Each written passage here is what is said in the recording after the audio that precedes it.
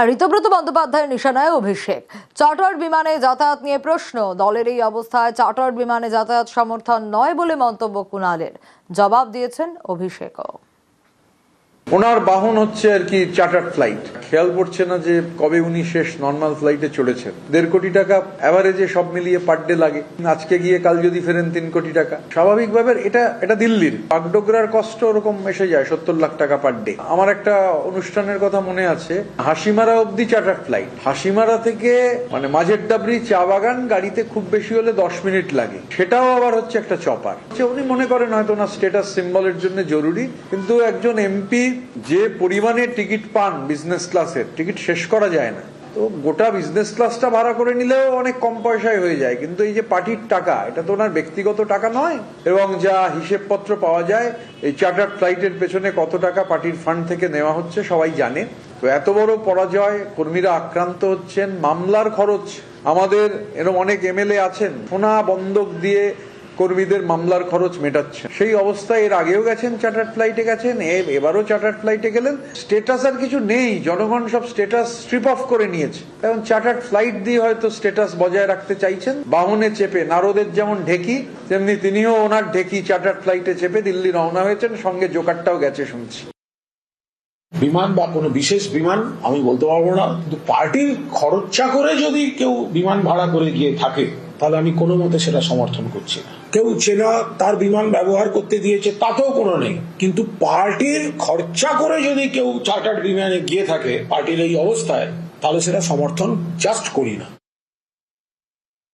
যারা বলছেন আমি কিসে আসছি, কিসে যাচ্ছি, কোত্থেকে নামছি, তারা যদি লিখিত দিয়ে দেয় অভিষেক বন্দ্যোপাধ্যায় ইকোনমি ক্লাস যাবে, আমার পাশের সিটে যদি কেউ বসে, যেটা আমার সাথে অনেকবার হয়েছে, আমার লিগাল ওপিনিয়ন নিয়ে এটা করা। কুলান ঘোষ আমার সহকর্মী, সে যদি আমার বিরুদ্ধে বলে আমি তার বিরুদ্ধে বলবো না।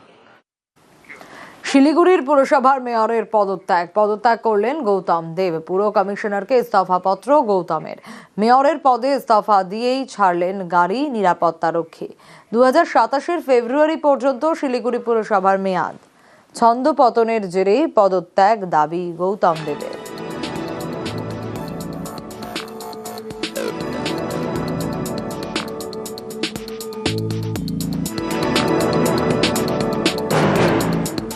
কেন এই সিদ্ধান্ত? এই সময়টা আমার মনে হলো যে এই সময়টা পুরসভায় নতুন একটা সরকার, তার নতুন একটা পদ্ধতি, নতুন একটা সিস্টেম, সেই সিস্টেমের সাথে আমি একটু মিসম্যাচ হয়ে যাচ্ছিল মনে হচ্ছিল। তৃণমূল কাউন্সিলররা সবাই আমাকে ইনফ্যাক্ট বলছিল, থাকতেই বলছিল, তো সবাই আমাকে সাপোর্টই করেছে। আমাদের অপোজিশন যত কাউন্সিলর ছিলেন তাদের সাথে আমি এই কয়েক বছর, তারাও এসছেন আমার কাছে কাজের জন্য, যতটা পেরেছি করেছি, কখনো পেরেছি কখনো পারিনি, কিন্তু সম্পর্কে একটা মাধুর্য বজায় ছিল বরাবর। এর আগে দেখা গেছিল যে এই বোর্ড মিটিং এ দলীয় কাউন্সিলর তথা প্রাক্তন মেয়র পরিষদ দিলীপ বর্মনের ক্ষোভ আপনাকে এবং ডেপুটি মেয়রকে নিয়ে, এসব অনেকদিন 10 মাস ধরে অনেক কিছু বলেছে, কোনো রেলিভেন্সই ছিল না। 30-34 কোটি টাকার কাজ হয়েছে একটা ওয়ার্ডে, এর থেকে বেশি আমি কি করতে পারি? ব্যক্তিগতভাবে মনে করি যে দিস ইজ দ্য টাইম যেখানে অপেক্ষাকৃত তরুণদের সুযোগ দেওয়া উচিত। আমি বহু দায়িত্ব পালন করছি দলে। 52 years মাই পলিটিক্যাল কেরিয়ার। 2027 আবার নির্বাচন পুরসভা, সেক্ষেত্রে আপনি কি আবার আসবেন? আমি নির্বাচনে আর দাঁড়াবো না, এটা আমি ইলেকশনের অ্যাসেম্বলি ইলেকশনের সময় বলেছিলাম। একটা জায়গায় থামতে জানতে হয়। 5 বার কাউন্সিলর, বিভিন্ন 2বার বিধায়ক হয়েছে, 2বার জিততে পারলাম না। Enough is enough. এরপরে তো আবার ফিরে এসে কর্পোরেশনে দাঁড়ানোর কোনো মানেই নেই, যুক্তিও নেই, নতুনরা দাঁড়াবে। এদিকে টিম মমতায় জোড়া ধাক্কা। কেন এই কথা বলছি? কারণ বালুও নেই মমতার পাশে। তৃণমূলের সব পদ থেকে ইস্তফা জ্যোতিপ্রিয় মল্লিকের। গত শনিবার জ্যোতিপ্রিয়কে তৃণমূলের জাতীয় কর্মসমিতির সদস্য করা হয়েছিল। সপ্তাহ পেরোনোর আগেই অসুস্থতার কারণ দেখিয়ে জ্যোতিপ্রিয় মল্লিক ইস্তফা দিলেন।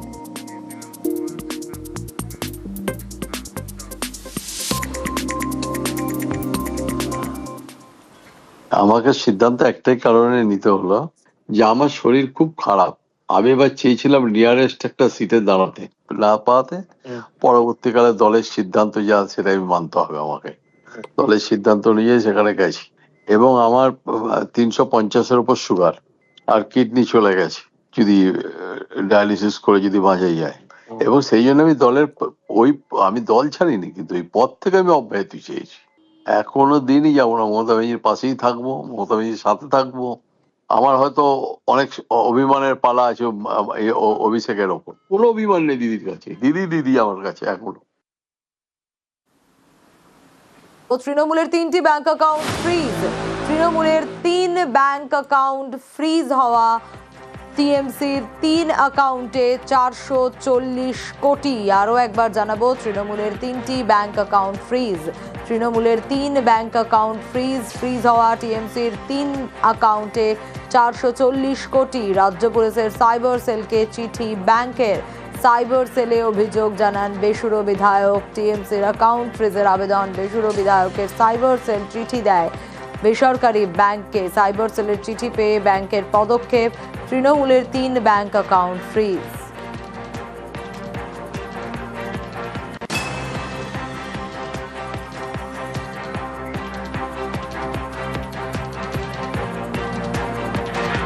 আর এ বিষয়ে আরো ডিটেল জানতে পারবো, আবির রয়েছে আমার সঙ্গে। আবির, কোষাধ্যক্ষ হিসাবে অরূপ বিশ্বাস একটা দুপাতার চিঠি লিখেছিলেন একটি বেসরকারি ব্যাংকের সেন্ট্রাল প্লাজা ব্রাঞ্চে। তারপর আজ তৃণমূল কংগ্রেসের আজ বলবো থেকেও বলা ভালো, গতকাল গভীর রাতে তৃণমূল কংগ্রেসের 10 জনের মতো বিধায়ক, যারা বিদ্রোহী বিধায়ক হিসেবে পরিচিত, তারা সাইবার ক্রাইম থানায় চিঠি দিয়ে তৃণমূলের অ্যাকাউন্ট সিল করার দাবি জানান। এবং তাদের দাবি অ্যাকাউন্টগুলোতে অনেক গোলমাল আছে, তাই এই অ্যাকাউন্ট আপাতত বন্ধ রাখা হোক। এবং এই অভিযোগের ভিত্তিতে তদন্ত শুরু করে সাইবার ক্রাইম শাখা। এরপর বিধাননগর পুলিশ কমিশনারেটে সাইবার ক্রাইম পুলিশ স্টেশনের তরফ থেকে আজকে ব্যাংকে জানানো হয় যে 3টি অ্যাকাউন্ট যেগুলোর কথা তারা পেয়েছেন, এই যাবতীয় ঘটনাবলীর ভিত্তিতে তৃণমূল কংগ্রেসের 3টে অ্যাকাউন্টকে যেন ডেবিট ফ্রিজ করে দেওয়া হয়। যেটা আজকে বিদ্রোহী বিধায়করা অভিযোগের ক্ষেত্রে বলেছে যে অ্যাকাউন্টগুলোর থেকে অনেক অর্থ দুর্নীতির কাজে থেকে হয়তো এসছে, কাটমানি থেকে এসছে, ডাকাতি থেকে এসছে। ফলে এই অর্থের উৎস খুঁজে বার করা প্রয়োজন এবং তারা মনে করছেন এখানে স্বচ্ছভাবে এই অর্থ থাকেনি। ফলে তারই ভিত্তিতে তদন্ত শুরু হয় এবং তার জেরেই হচ্ছে আপাতত এই 3টি ব্যাংকে ডেবিট ফ্রিজ করা হয়েছে। ওকে, তৃণমূলের 3টি ব্যাংক অ্যাকাউন্ট ফ্রিজ। আরও একবার জানাই, তৃণমূলের 3 ব্যাংক অ্যাকাউন্ট ফ্রিজ। আর এই যে ফ্রিজ হওয়া টিএমসির 3 অ্যাকাউন্ট, সেটাতে কত ছিল? 440 কোটি। রাজ্য পুলিশের সাইবার সেলকে চিঠি ব্যাংকের। সাইবার সেলে অভিযোগ জানান বেসুরো বিধায়ক।